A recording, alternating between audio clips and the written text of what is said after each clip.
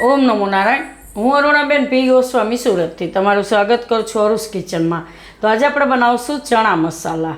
તો ચણા મસાલા એક એકદમ સરસ રેસીપી છે અને હું આ વખતે રાજકોટ ગઈ હતી તો મારી બેન છે ટમુ મનીષા, એને મેં ટમુ કહી છી, તો એને બનાવ્યા હતા તો મને બહુ ભાવ્યા, એટલે મેં કીધું આની રેસીપી આપણે મૂકશું. તો આ મારા બેનની રેસીપી છે.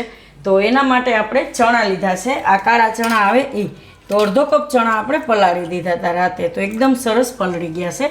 અને ચણાનો લોટ જોઈએ આપણે તો 2 મોટી ચમચી ચણાનો લોટ લીધો છે અને 1 લીલું મરચું, આદું અને લસણ એ લીધો છે આપણે. લીલા ધાણા થોડાક લીધા છે, 1 આપણે ડુંગળી લીધી છે અને લીંબુનો રસ આપણે ઉપરથી નાખવાનો એમ ખાવામાં. અને લીમડો વઘાર માટે લીધો છે. મીઠું જોઈએ સ્વાદ પ્રમાણે અને નોર્મલ આપણે જે બેઝિક મસાલા હોય એ જોઈએ કે રાઈ જીરું ને હળદર ને ધાણા જીરું, હિંગ ને લાલ મરચું. તેલ જોઈએ અને પાણી જોઈએ. તો આટલી વસ્તુ આપણે જરૂર પડશે એમ. તો પહેલાં આપણે આ ચણા છે એને આપણે કુકરમાં લઈ લેવું. તો આને આપણે બાફી લેવું કુકરમાં. તો રાતે પલાળીએ એટલે ચણા એકદમ સરસ પલળી જાય. અને આ દેશી ચણા આપણે જે આવે એ લીધા છે. આમાં આપણે પાણી નાખી દેવું થોડુંક અને થોડુંક મીઠું નાખી દેવું આપણે, ચણામાં ચડી જાય એમ. હવે ગેસ ઉપર રાખી દેવું, ગેસ ચાલુ કરી દેવું ને કુકરનું ઢાંકણું બંધ કરી દેવું. અને આપણે 2 થી 3 વિસલ કરશું એટલે સરસ બફાઈ જાય. ને ચણા બફાય ત્યાં સુધીમાં બીજો મસાલો થોડોક તૈયાર કરી લેવું આપણે. તો આમાં આપણે આ બધું વાટી લેવું, આદું ને મરચું ને લસણ બધું એમ. છાલાની આપણે કાઢી નાખી છે. આને ઝીણું વાટી લેવું આપણે. અને ડુંગળી છે એને આપણે છાલ કાઢી અને સુધારી લેવું ઝીણી.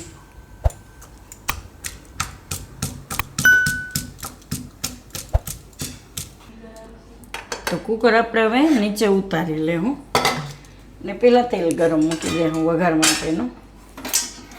તો આને આપણે ગેસ ચાલુ કરશું.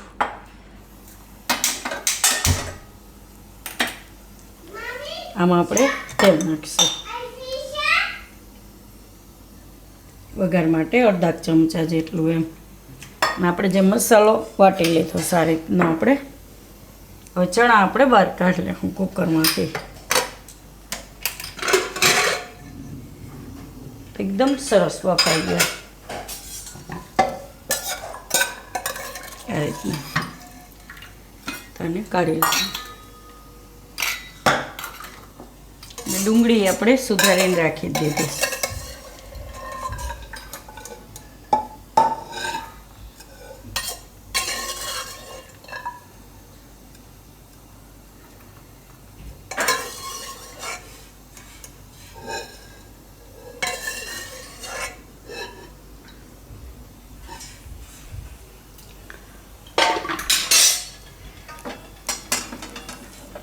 તો તેલમાં આપણે નાખીશું રાઈ ને જીરું.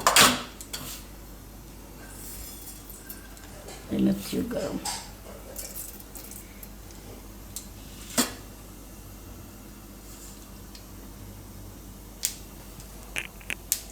એકદમ બધી રાઈ ફૂટી જવી જોઈએ. તો રાઈ આપણે બધી આ રીતે ફૂટી ગઈ છે. હવે થોડુંક જીરું નાખશું. જીરું પછી નાખવાનું. લીમડો નાખશું.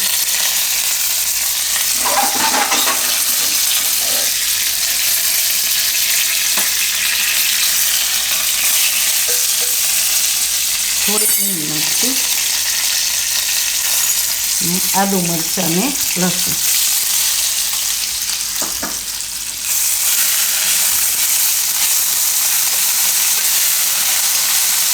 ને ડુંગળી.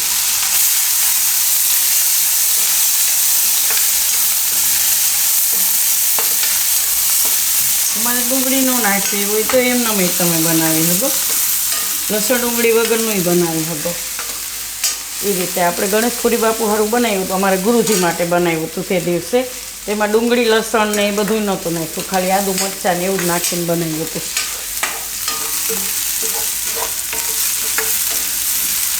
થોડીક વાર ડુંગળીને આમાં પાકવા દેવાની, થોડીક સોફ્ટ થઈ જાય એવી.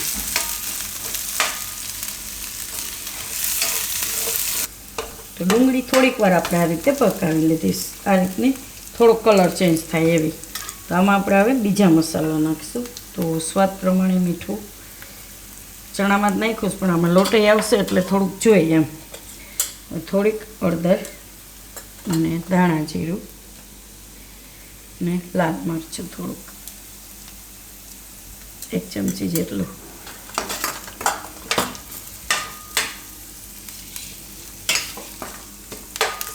ચણા બાફેલા.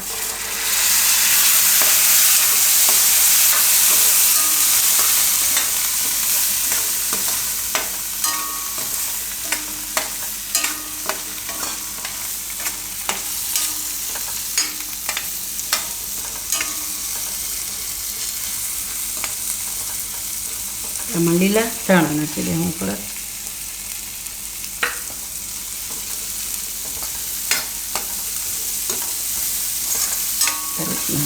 થોડીક વાર એટલે પકવા દેવું એને, ગેસ ધીમો રાખીને.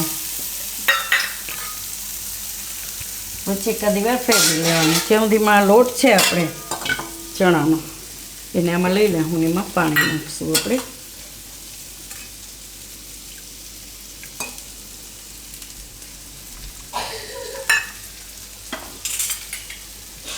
અને મિક્સ કરી લેવું.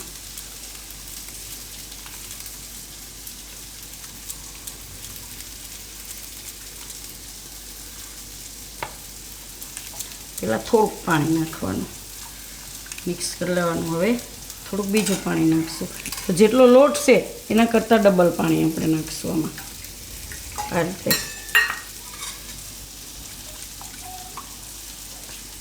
જીરું ડોસામાં. હવે ચણા છે એની પર ફેરવી દઉં.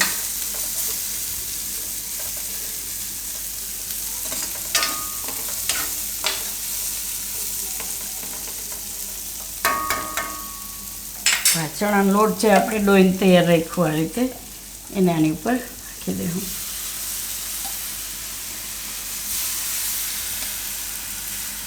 ગેસ વધારી દેવું.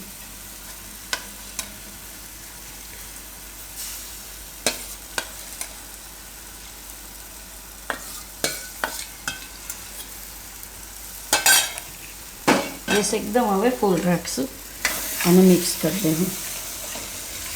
થોડીક વાર આને આપણે રહેવા દેવું, એકદમ પાણીનો ભાગ બળી જાય ત્યાં સુધી.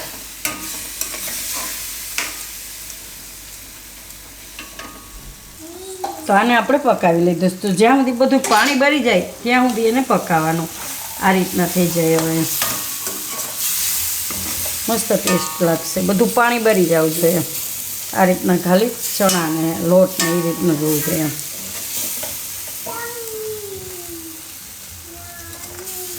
તો થોડાક ધાણા જે ઉપરથી નાખી દેવું.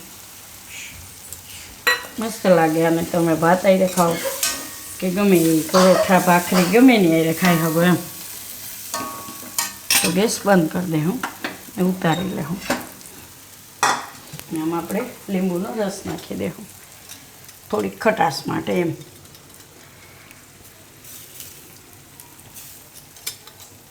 તો તમે ટેસ્ટના હિસાબે નાખી શકો. બહુ બધા રસ નથી આમાં એટલે.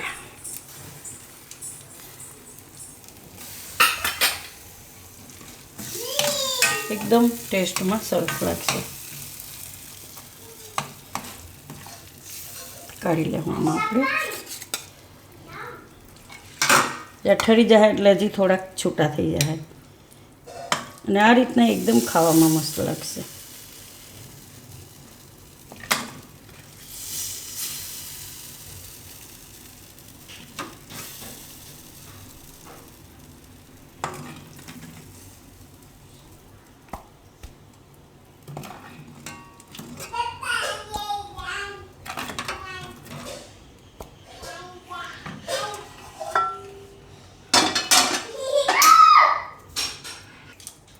તૈયાર છે આપણા ચણા મસાલા. તો જો તમને મારી આ રેસીપી પસંદ આવી હોય તેને લાઈક કરજો, શેર કરજો અને મારી ચેનલને સબસ્ક્રાઈબ કરજો અને બેલ આઇકન દબાવવાનું ના ભૂલતા. કમેન્ટ કરીને કહેજો કે તમને કેવી લાગી આ ચણા મસાલાની રેસીપી, જે મારી બેન ટમુ મનીષા એની રેસીપી છે એમ.